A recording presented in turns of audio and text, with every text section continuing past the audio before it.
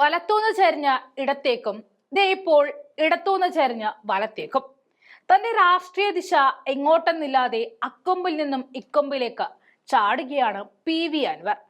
കോൺഗ്രസിനെ പാടി തള്ളിക്കളഞ്ഞുകൊണ്ട് LDF ചേർന്ന അൻവർ വീണ്ടും ഇതാ കോൺഗ്രസിലേക്ക് തന്നെ. പിണറായി വിരുദ്ധനെന്ന് സ്വയം മുദ്രകുത്തി ഇറങ്ങിയപ്പോൾ കോൺഗ്രസും എടുത്തില്ല, സ്വന്തമായി പാർട്ടി ഉണ്ടാക്കിയപ്പോൾ അതും പാളിപ്പോയി. അപ്പോഴാണ് ദൈവമായിട്ട് വഴിയൊരുക്കി എന്നൊക്കെ പറയുന്ന കണക്ക് പോലീസായിട്ട് അറസ്റ്റ് രൂപേണ കോൺഗ്രസിലേക്കുള്ള വഴി വെട്ടിക്കൊടുത്തത്. ആർക്കും വേണ്ടാതിരുന്ന അൻവറിനിത കോൺഗ്രസ് ദത്തെടുക്കാൻ പോവുകയാണ്. താനൊരു ഒറ്റയാൾ പോരാളിയാണെന്ന് സ്വയം വിശേഷിപ്പിച്ചുകൊണ്ട് സർക്കാരിനെതിരെ പോരാട്ടം തുടരുന്ന അൻവറിന്റെ പ്രശ്നങ്ങൾ യഥാർത്ഥത്തിൽ ADGP MR അജിത് കുമാർ വിഷയത്തിൽ തുടങ്ങിയതാണ്. അല്ല എന്നതാണ് ഉത്തരം.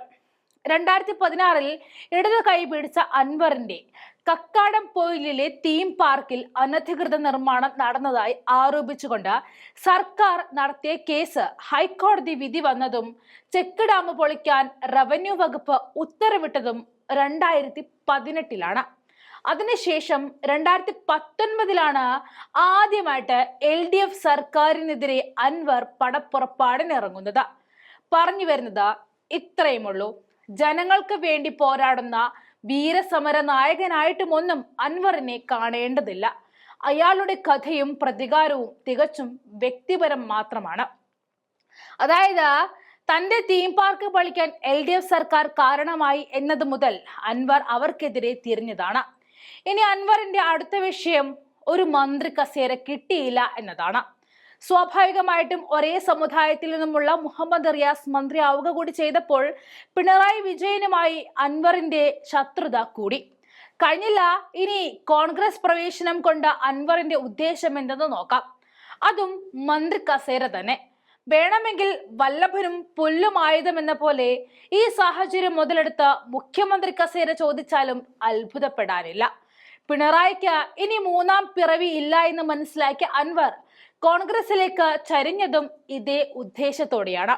അടുത്ത വർഷം നടക്കാനിരിക്കുന്ന നിയമസഭാ തെരഞ്ഞെടുപ്പിൽ കോൺഗ്രസിന്റെ വൻ വിജയം ഉറപ്പിച്ചത് കൊണ്ട് തന്നെ അവർക്കൊപ്പം നിന്നാലേ ഗുണമുള്ളൂ എന്ന രാഷ്ട്രീയ കുതുകാൽ വെട്ടൽ തന്ത്രം തന്നെയാണ് അൻവർ പയറ്റിയിരിക്കുന്നത്.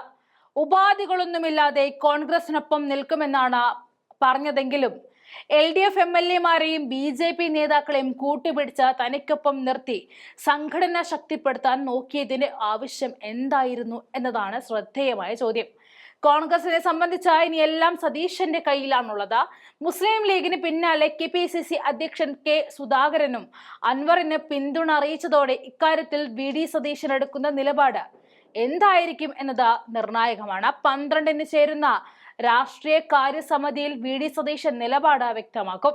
ലോക്സഭാ പ്രതിപക്ഷ നേതാവ് രാഹുൽ ഗാന്ധിയുടെ DNA പരിശോധിക്കണമെന്ന പരാമർശം നടത്തിയ അൻവറിനെ UDF എടുക്കുന്നതിൽ VD സതീശൻ അടക്കം പല നേതാക്കൾക്കും അതൃപ്തി ഉണ്ടായിരുന്നു.